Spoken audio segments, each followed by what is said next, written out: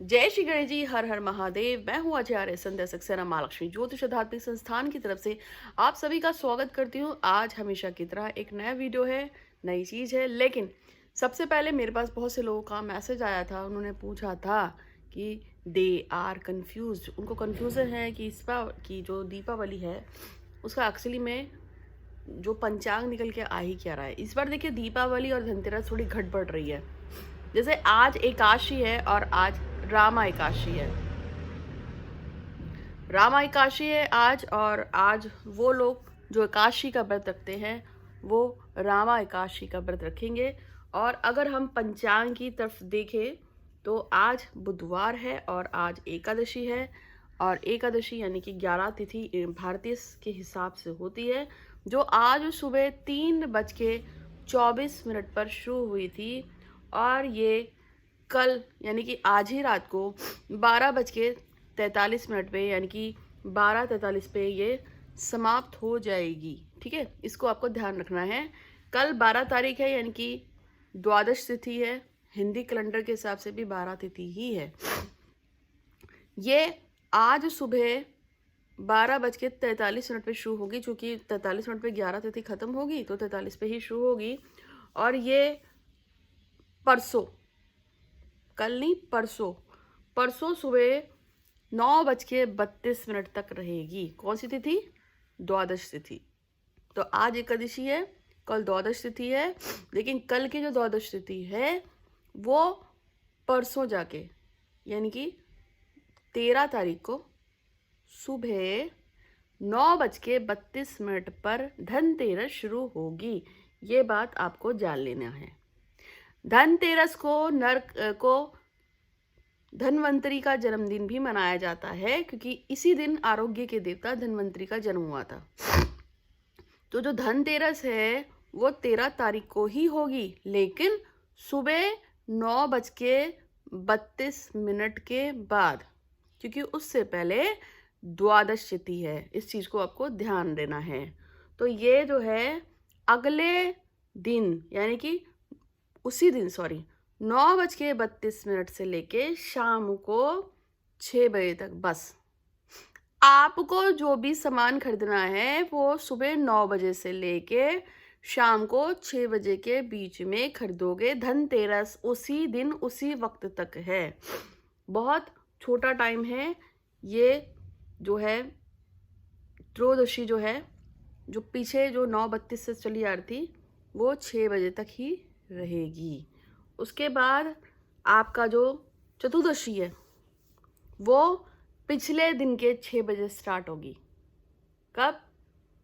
14 तारीख को पहले से, यानी कि 13 तारीख को मैंने आपको बताया ना कि सिर्फ 6 बजे तक ही त्रयोदशी है। यही बताया ना मैंने आपको कि 13 तारीख को शाम को ठीक 6 बजे नरक चौदस लग जाएगी। समझ रहे हैं आप? तो चूंकि नरक चौदस जो है वो 13 तारीख की शाम को 6 बजे लग जाएगी, और वो अगले दिन दोपहर के सिर्फ 2 बजे तक रहेगी। कितने तक रहेगी? 2 बजे तक। तो 14 तारीख को दोपहर के 2 बजे तक सिर्फ छोटी दीपावली है। इस चीज को ध्यान रखना है। समझ रहे हो? छोटी दिवाली कब तक है? 14 तारीख को दोपहर में सिर्फ 2:20 है, और उसके तुरंत बाद बड़ी दिवाली शुरू हो जाएगी। यानी कि इस बार की बड़ी दिवाली दोपहर के 2:20 पे शुरू होगी, और वो आगे 15 तारीख यानी कि जिस दिन आप अमावस भी कहेंगे उस दिन रहेगी सुबह 10:30 बजे तक ही अमावस्या है। अभी समझ में आ गया? तो संडे की सुबह 10:30 बजे तक आपकी अमावस्या रहेगी। मैंने एग्जैक्ट आपको सारा क्लियर कर दिया। तो एक बार फिर से, अगर आपको समझ में ना आ रहा हो तो मैं एक बार फिर से आपको बता देती हूँ कि इस बार का पंचांग बड़ा टेढ़ा मेढ़ा है। आज 11 तारीख है, जैसे कि आपको मैंने बताया, और आज की जो 11 तारीख है आज रामा एकादशी है। और ये रामा एकादशी जो है आज सुबह 3:24 पे शुरू हुई थी, और ये कल मतलब आज ही रात को 12:43, जो रात के 12:43 होते हैं, जब आप लोग घराटे भर रहे होते हैं, तभी तक रहने वाली है। इसके बाद द्वादशी तिथि लग जाएगी, जो कल 12 तारीख को होगी। लेकिन ये आज रात को 43 पे जब लगेगी, तो इसकी तिथि जो समाप्त होगी वो 13 तारीख को 9:32 तक होगी। और जो 9:32 को 13 तारीख को लगेगा, ठीक है, उस दिन लगेगा त्रयोदशी, यानी कि धनतेरस और धन्वंतरी का जन्मदिन। और वो 9:32 से जब शुरू होगा त्रयोदशी, तो वो शिव शाम को 6 बजे तक ही रहेगा। तो समझने वाली बात यहाँ पर मोटी मोटी ये है, धनतेरस का जो भी सामान खरीदना है वो सुबह 9 बजे से 32 मिनट, यानी कि लगभग 9:30 बजे से लेके शाम को 6 बजे तक ही खरीदना है। समझ रहे हो?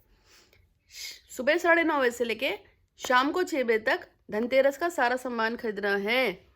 और उसके बाद 6 बजे के बाद लग जाएगी छोटी दिवाली, जो कि अगले दिन दोपहर के 2 बजे तक रहेगी। तो यानी कि जिस दिन छोटी दिवाली का लोप माना जाता है, क्योंकि सूर्य ढलते समय जो तिथि पड़ती है उसका अगले दिन लोप हो जाता है।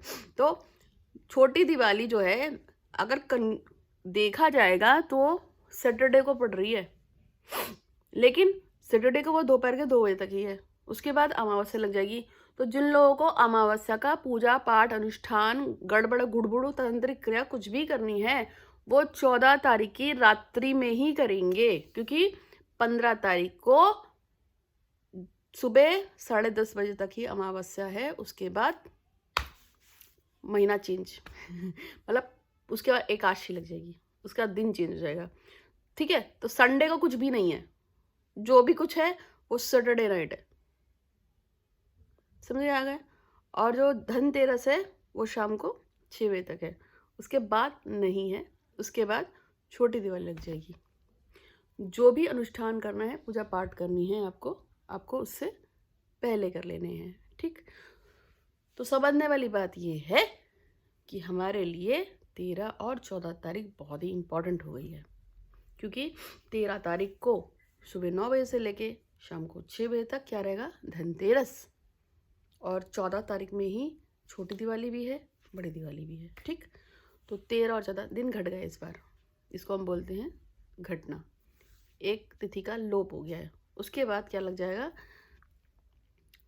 संडे को दोपहर में जो अमावस आएगी, अमावस के बाद प्रतिपदा, जिसको हम बोलते हैं, ये जो त्यौहार होता है गोवर्धन पर्वत का, वो जो है शुरू हो जाएगा। ठीक है, अमावस आएगी। और जैसे मैंने आपको बताया कि अमावस जो है 15 तारीख में रहेगी, बहुत ही सुबह 10 बजे तक मैंने बताया ना। कब मैंने बताया आपको? 15 तारीख को सुबह 10 बजे तक ही अमावस है। तो उसके बाद जब आप बात करेंगे 16 तारीख की, तो 16 तारीख को मतलब 15 तारीख को जो सुबह 10 बजे के बाद गोवर्धन शुरू होगा, और वो अगले दिन सुबह 7 बजे तक रहेगा। और अगले दिन ही क्या है, यानी कि 17 तारीख को आपका भैया दूज होगा। ठीक, और वो भी कब तक है भी बता देती हूँ, वो भी नेक्स्ट डे तक आ रहा है, 1 बजे तक। तो ये तिथियाँ बड़ी गड़बड़ होती हैं, आपको समझ में आ गया होगा। कुछ यूनिवर्स से पेयर्स भेजेंगे और एक छोटा सा उपाय भी बताऊंगी हमेशा की तरह। तो सबसे पहले शिप्रा की मम्मी की तबीयत ठीक हो जाए और उनका विकास, उनसे बात करके, क्योंकि विकास उनसे बहुत गुस्सा करता है। किससे? शिप्रा की मम्मी से, शिप्रा से, सॉरी। तो मैं भगवान श्री गणपति माँ से प्रार्थना करती हूँ कि शिप्रा की माता जी को स्वस्थ देने के लिए आपका धन्यवाद धन्यवाद धन्यवाद। विकास और शिप्रा का जो रिलेशनशिप है उसको भी अच्छा और मजबूत करने के लिए आपका बहुत बहुत धन्यवाद धन्यवाद धन्यवाद। एक चीज़ और बता रही हूँ, मैंने कल के वीडियो में बोला था, आज वीडियो में फिर से बोल रही हूँ कि जब भी आप कोई पूजा पाठ अनुष्ठान करते हैं, आपका काम चाहे कितना भी मुश्किल हो, लेकिन अगर आप प्रसन्नचित होकर काम को नहीं करोगे तो काम कभी भी पॉजिटिव नहीं देगा। जैसे कि मैंने आपको बताया था, मेरे चाचा जी गुम हो गए थे और उनकी उम्र 80 वर्ष के आसपास है, 78 ईयर्स के हैं। और उनका थोड़ा सा माइंड जो था वो थोड़ा सा कमज़ोर हो गया था, क्योंकि उनको ये चीज़ें याद नहीं रहती हैं एज के हिसाब से। तो जब वो गुम हो गए तो वो जान ही नहीं पा रहे थे वो कहाँ चले गए हैं, क्यों चले गए। हम लोग भी परेशान थे।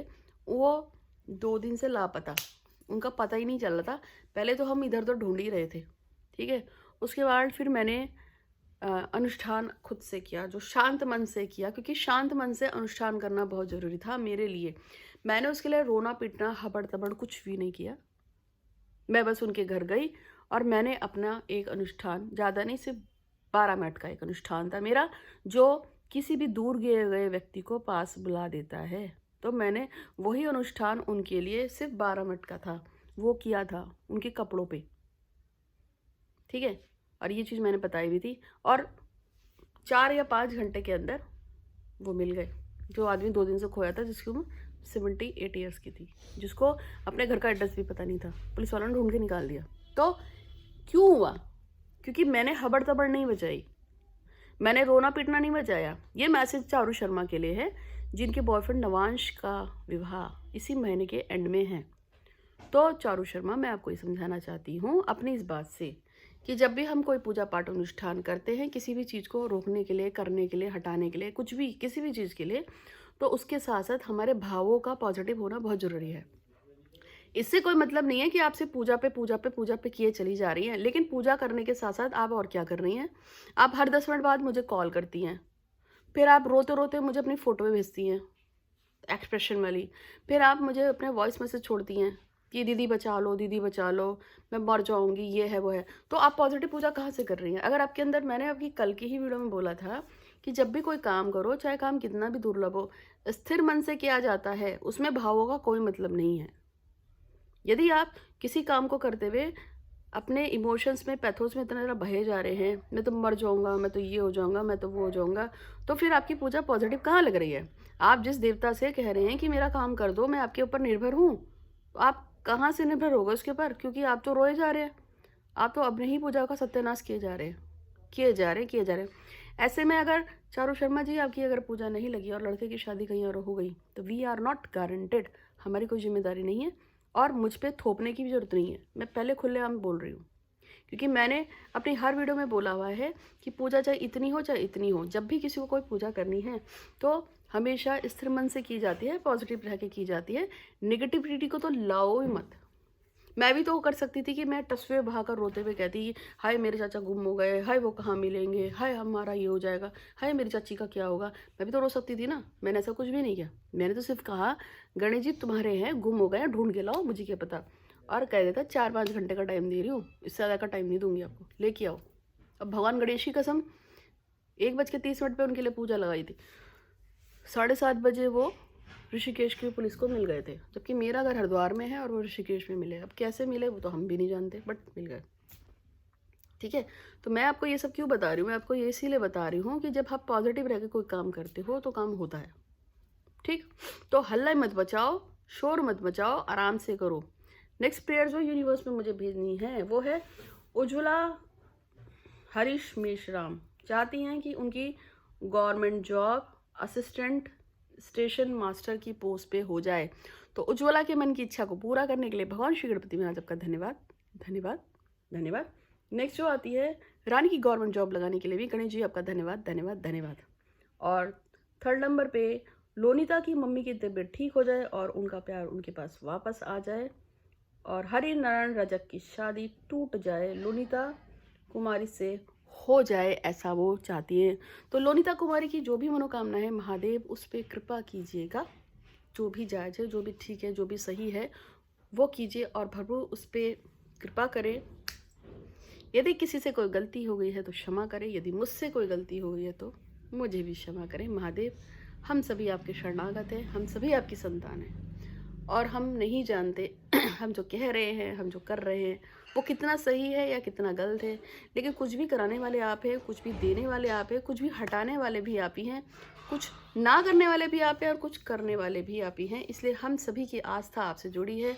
आप देवों के देव महादेव हैं, आप परम पिता परमेश्वर हैं, आप हमारे लिए ब्रह्मांड हैं, अंतरिक्ष हैं और आप ही मेरे गणेश हैं और आप ही गणेश भगवान के पिता हैं और गणेश जी मेरा संसार है, मेरा अंतरिक्ष, मेरा ब्रह्मांड। मैं भगवान श्री गणपति महाराज आपको मानती हूँ और मेरे लिए 33 कोटि देवी देवता, नवग्रह, ब्रह्मा विष्णु महेश, गौरी काली सरस्वती पार्वती दुर्गा, नव दुर्गा और नव 10 महाविद्या भी आप ही हैं। मैं आपकी बहुत विश्वास के साथ पूजा पाठ अनुष्ठान करती हूँ और आपसे प्रार्थना करती हूँ कि जितने लोगों का नाम मैंने लिया था, लिया है या आगे भी लेती रहूँगी, उन सब पे कृपा करो, कृपा करो, कृपा करो। और उनसे भी पे कृपा करने के लिए आपका धन्यवाद, धन्यवाद, धन्यवाद। तो आगे का कुछ और एक दो नाम बताऊंगी, लेकिन उससे पहले आज का मैसेज यानी कि पूजा पाठ अनुष्ठान के दौरान ही, जैसे कि मैंने आपको बताया कि धनतेरस 13 तारीख को सुबह 9 बजे से लेकर शाम को सिर्फ 6 बजे तक ही है। तो इसके बीच में बहुत से लोग कुछ ना कुछ लेने की सोचते हैं, आखिर हम ऐसा क्या लाएं जिससे हमारा बहुत काम अच्छा बन जाए। तो आज मैं आपको बताती हूँ, यदि आप किससे बहुत प्यार करते हैं तो उस दिन डक का जोड़ा लेके आना और वो अपने बॉयफ्रेंड या गर्लफ्रेंड को दे देना।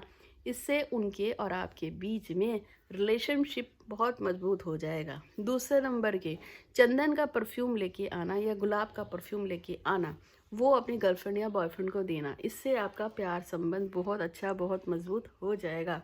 तीसरे नंबर पे यदि आप किसी से बहुत प्यार करते हैं, कपड़ा गलती से भी गिफ्ट मत कर देना, सत्यानाश हो जाएगा रिश्ते का। कोई भी कपड़ा आप कभी भी अपने गर्लफ्रेंड या बॉयफ्रेंड को नहीं देंगे। ऐसा करने से रिश्ता पूर्ण परमानेंट ख़त्म ही हो जाता है, इसका ध्यान रखना है। चौथे नंबर पे, अब ये मैं इसलिए बोल रही हूँ क्योंकि दीपावली पे अक्सर लड़के लड़कियाँ एक दूसरे को कपड़ा गिफ्ट कर देते हैं।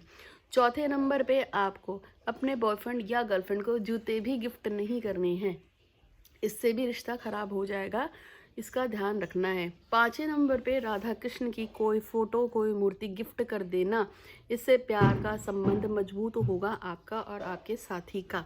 ये उन पे भी लागू होता है जो आपके रिश्तेदार हैं, उनको भी इसी तरह से करते हैं। छठे नंबर पे आप धनतेरस पे या दीपावली पे कोई भी शार्प आर्टिकल, जैसे सुई है, सुई की हो गई, कैंची हो गई, ग्लास वेयर्स होते हैं, ये कभी गिफ्ट मत करो।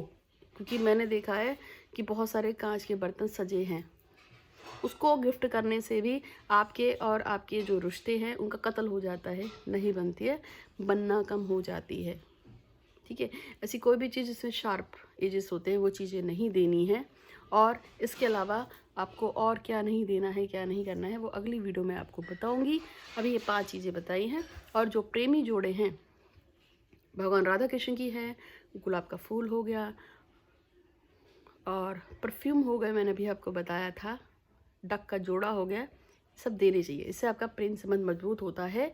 और एक अमेरिकन डायमंड आप अपने साथी को दे सकते हैं। अमेरिकन डायमंड एक प्यार का और फिरोज़ा प्यार का ही होता है। यदि आप अपने साथी को देते हैं और वो उसको पहनता है तो आपका रिलेशनशिप मजबूत होता है, इससे भी ध्यान रखिएगा। सिर्फ अमेरिकन डायमंड, सिर्फ फिरोज़ा, पत्थर तो सारे होते हैं, लेकिन जब तक पत्थर को जान ना दी जाए तब तक वो काम नहीं करता है। तो आज इसके साथ साथ मैं आपको बता दूं, 2 और 3 नाम और ले लेती हूँ, जिसमें पहला नाम है संगीता श्रीनिवास। अंकित शर्मा के बहुत प्यार करती हैं और वो उनसे बात करे, उनसे हमेशा साथ रहे, ऐसा वो चाहती हैं। तो उम्मीद है कि आपको ये वीडियो अच्छा लगा होगा। अच्छा लगा तो लाइक कीजिएगा, शेयर कीजिएगा और हमेशा खुश रहिए। इस बार मैंने आपको सब कुछ बताने की कोशिश की है। आज के लिए बस इतना ही। धन्यवाद। धनतेरस की आप सभी को बहुत बहुत बधाइयाँ। जय श्री हरि जी।